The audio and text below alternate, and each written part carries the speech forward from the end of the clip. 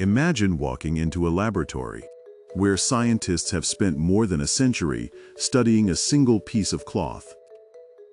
Chemists, physicists, photographers, forensic experts, historians, each arrived believing they might finally solve the mystery. None left with the same certainty, because this isn't just an ancient fabric. It's an image, a face that doesn't appear to have been painted, drawn, or printed. And here's what makes the mystery even stranger. The image contains details that weren't even discovered until photography was invented. Think about that. For nearly 600 years, people looked at the cloth with their own eyes, without realizing they had never truly seen it. Everything changed in 1898. A photographer developed his glass plate and froze. The negative image revealed something astonishing. The face suddenly became clearer than the cloth itself.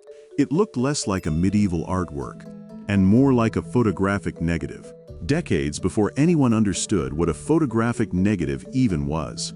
Coincidence? An extraordinary artistic trick? Or something far more difficult to explain? Tonight, we're not asking whether Jesus rose from the dead. We're asking something much smaller. How did this image get here? Because after more than 100 years of investigation, that question still refuses to go away. At first glance, the Shroud of Turin doesn't look extraordinary. It's simply a long piece of linen, old, fragile, marked by stains.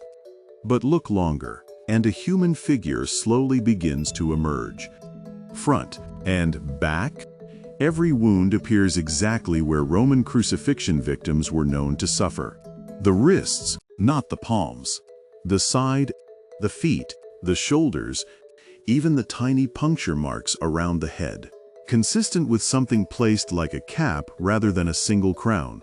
Could a medieval artist have known all these anatomical details? Perhaps. But that's only the beginning.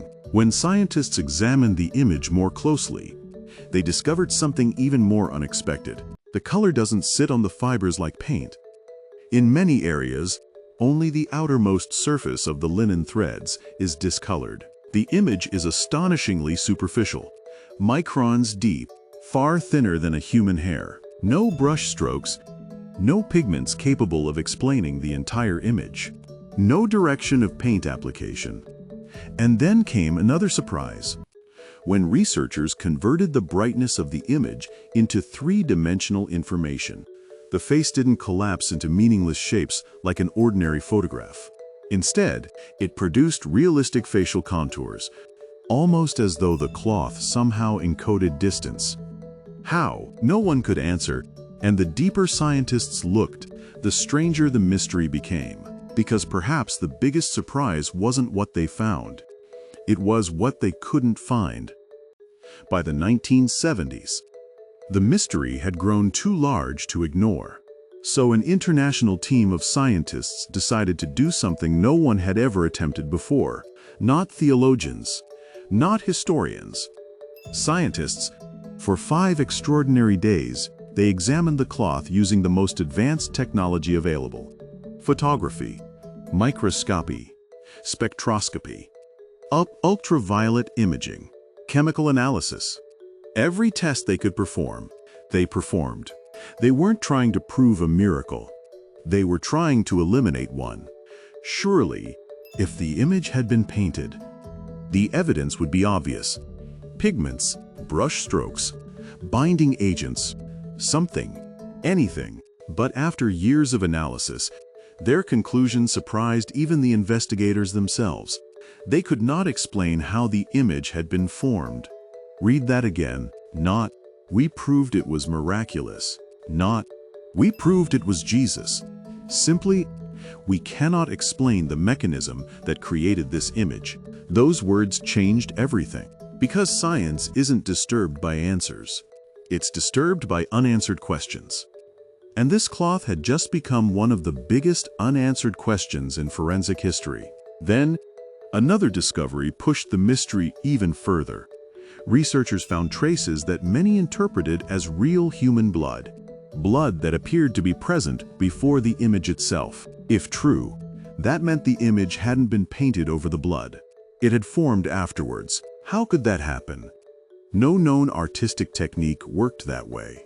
Once again, the mystery became even deeper. And then, in 1988, the world believed the case had finally been closed. 3 laboratories, 1 experiment, 1 answer the entire world had been waiting for: radiocarbon dating. The result made headlines across the globe. The linen appeared to date from the Middle Ages. For many people, the mystery was over. Case closed. A medieval forgery. But science rarely ends with a headline, because almost immediately, other researchers began asking uncomfortable questions. Had the sample been taken from the correct part of the cloth, or from an edge repaired after centuries of handling and fire damage? Could contamination have altered the result? Why did later microscopic studies suggest that the tested corner might contain threads different from the rest of the linen? These weren't questions raised by internet conspiracy theories. They came from scientists, textile specialists, chemists, researchers who believed the dating deserved another look. And suddenly, the certainty began to fade. Today, more than 3 decades later, the debate is still alive, not because everyone believes the shroud is authentic, but because no explanation has managed to convince everyone. The image remains unexplained, the blood remains debated, the age remains contested. And perhaps that's what makes the shroud unique. It isn't a mystery because people refuse to investigate it. It's a mystery because people have, again, and again, and again, every new attempt seems to answer one question, while creating 2 more. So after more than 100 years of research, we're left with something surprisingly rare. Not certainty, not proof, just one extraordinary question that still refuses to disappear. After more than a century of investigation, one fact has become impossible to ignore. The shroud has been questioned by believers, challenged by skeptics, tested by scientists, examined by historians, and scrutinized by forensic experts. Few objects in human history have been studied so intensely, and yet no single explanation has managed to silence the debate. Some researchers remain convinced it's a medieval creation. Others believe the evidence points towards something much older. Many simply admit what science sometimes has the humility to admit: we don't know. Perhaps that's the most honest answer ever given. Because the greatest discoveries in history rarely begin with certainty. They begin with a question nobody can answer. If the image was painted, how? If it wasn't painted, what formed it? If the carbon dating tells the whole story, why do so many other observations remain unexplained? And if it doesn't, what are we still missing? Notice something remarkable. For more than 100 years, the real battle has never been between faith and science. It has been between different scientific explanations. That changes everything. The shroud isn't mysterious because people refuse to investigate it. It's mysterious because they investigated it more than almost anything else, and still walked away disagreeing. That may be the most extraordinary part of the entire story. Not the cloth, not the image, but the fact that it continues to challenge every generation that studies it. So, is this truly the face of Jesus?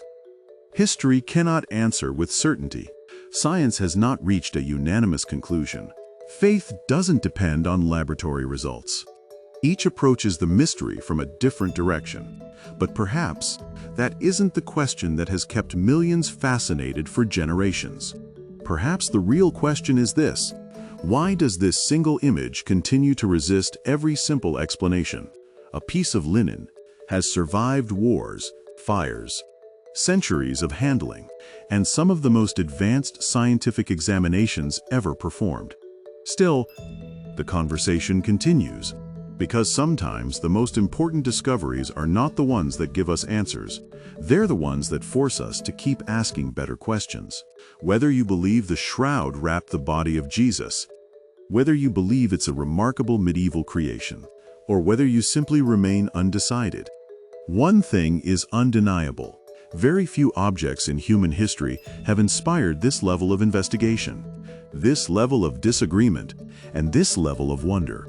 Perhaps that's why millions continue traveling to Turin. Not because they expect certainty, but because they come face to face with one possibility. What if, for some, that possibility changes everything? For others, it changes nothing. But no one leaves without asking the same question. Who does this face truly belong to? And maybe that's the greatest mystery of all. If this investigation made you stop and think, tell us in the comments. What do you think the Shroud of Turin really is? Here on Divine Eternal Stories, we don't tell you what to believe. We explore history's greatest Christian mysteries, examine the evidence, and invite you to decide for yourself. If you enjoy thoughtful investigations where faith, history, archaeology, and science meet, subscribe and join us on the next journey. If one ancient cloth can divide scientists across the world, imagine what happened when a piece of bread was said to become human flesh. No legend, no medieval painting, but a mystery that has been examined under the microscope and continues to spark debate today. In our next investigation, we'll explore the miracle of Lanciano, and what researchers discovered may surprise you even more than the shroud.